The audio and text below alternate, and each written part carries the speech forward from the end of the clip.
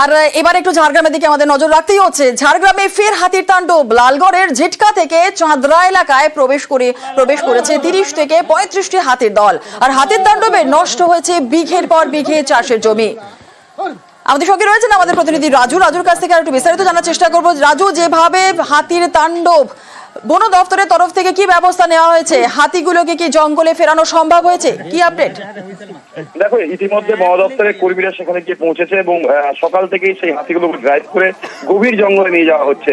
কিন্তু প্রশ্ন একটা জায়গায় থেকে যাচ্ছে, বারংবার হাতি যেভাবে ঢুকছে, কারণ এই সময় আলুর ফসল তোলার সময়, আর এই সময় যদি হাতিতে গিয়ে এইভাবে তাণ্ডব চালায় এবং ক্ষতিগ্রস্ত করে চাষিদের, তাহলে চাষিরা যাবে কোথায়? প্রায় 70 বিঘের চাষের ফসল নষ্ট হয়েছে হাতির তাণ্ডবে।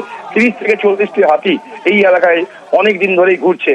সেক্ষেত্রে সেই হাতিগুলোকে অন্যত্র নিয়ে যাওয়ার প্রচেষ্টা করছেন না কেন, এমনটাও অভিযোগ তুলছেন এলাকার বাসিন্দারা। আর এই বিষয় নিয়ে বন দপ্তরের একাংশের থেকে খবর যেটা পাওয়া যাচ্ছে, যে বনকর্মী কম থাকার কারণেই সেখানে মূলত হাতিগুলোকে বাগে আনতে পারছে না বন দপ্তর। বেশ, ধন্যবাদ।